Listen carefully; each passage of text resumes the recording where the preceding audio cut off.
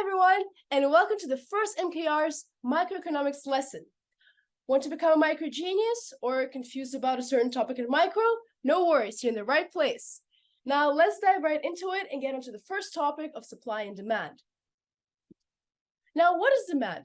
Demand is formally defined as the quantity of goods or services that consumers are willing and able to buy at different prices during a given time. So you can see, as represented by the graph here, there's an inverse relationship between price and quantity. So as the price increases, your quantity demanded will decrease for the certain good or service. So there's a negative relationship between price and quantity as stated by the law of demand. Hence, there's a downward sloping curve for the demand curve, which will be the opposite case for supply, and we'll get into it later on in the session. Now, how can we differentiate between a shift of the demand curve and a movement along the demand curve? So we can see it's quite straightforward. A movement along the curve occurs whenever there's a change in price only for that good or service. So for instance, as your price increases from P2 to P1, as shown here, your quantity will decrease from Q2 to Q1. So there's a movement along the demand curve and not causing any shifts, just simply moving upwards the curve. However, a shift of the curve occurs whenever there's a change in factor other than price, and we'll take a look at these factors in a second. And so you can see that the entire demand curves from D1 to D2, and thus at each price level, there's now a new quantity demanded. So you can see at P1, now your initial quantity Q1 increases to Q2. So here are some of the essential factors that shift your demand curve.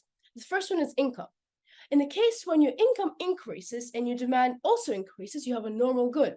So hence, you have a rightward shift of the demand curve as shown here. So it shifts from D1 to D2. An example of this could be a normal, you can say, service, as you might start spending more on restaurants and going out to more expensive places instead of fast food places. So hence, as your income increases, your demand increases for a certain type of restaurants. On the other hand, inferior goods are the opposite. So when your income increases, your demand actually decreases, causing a leftward shift of your demand curve. So an example of an inferior good or service in this case could be KFC or McDonald's and any fast food places.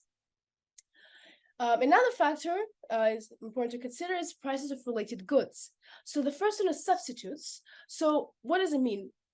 So whenever you have an increase of price for one good and your demand also increases, but for another good, that means those two goods are actually substitutes. So a famous example is actually Coke and Pepsi. So for instance, when your price for Pepsi increases, you will just substitute it with Coke. So your demand for Coke will actually increase. So that's how you can see that there's the direct relationship between Pepsi and Coke as their substitute goods. Because now Pepsi is less affordable, it's more expensive, so you just replace it with Coke. Another example is complements. So they're slightly different. So it's actually the opposite occurs. So when your price of one good rises, the demand for the other good actually falls. So there's a leftward shift of your demand curve for the other good. So an example could be milk and cereal. So for instance, when your price for milk increases, and you often buy milk together with cereal, your demand for cereal might actually decrease because now you're eating less cereal for breakfast because now milk is more expensive. So you can see how they're also related this way, and they're complementing each other. Now, expectations are also very important.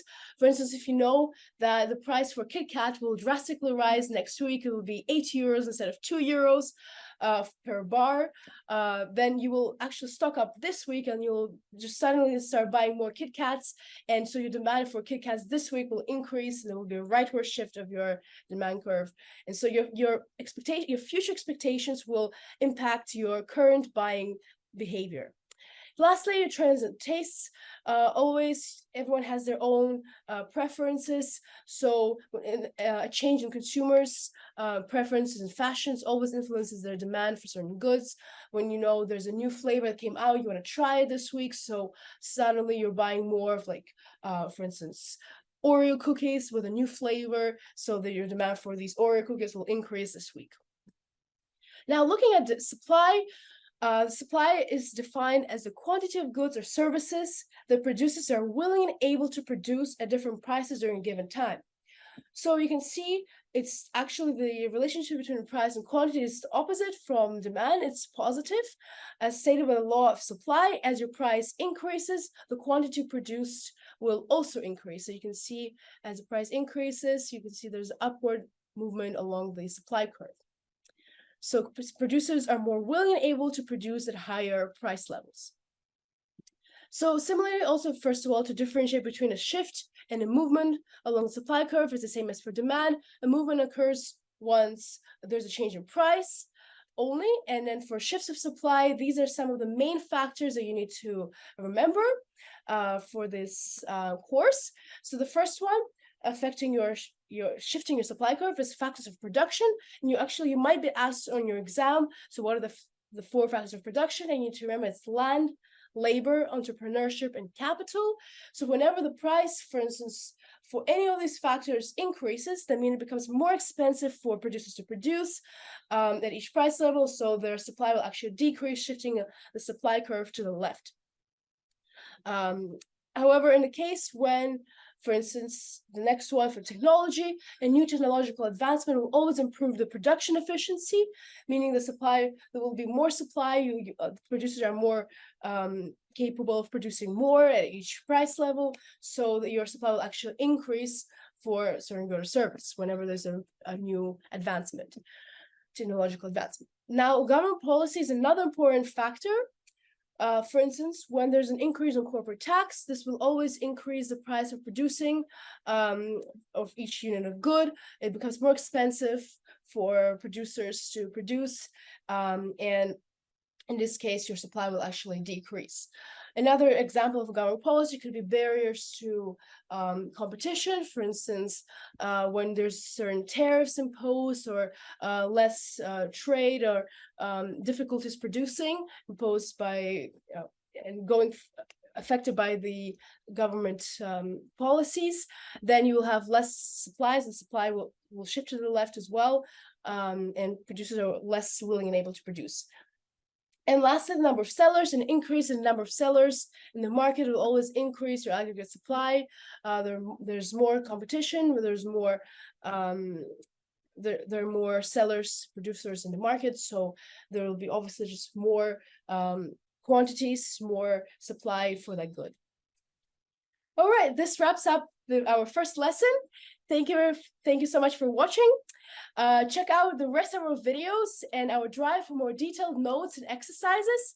And if you have any further questions, our DMs are always open. And thank you for watching, and see you later.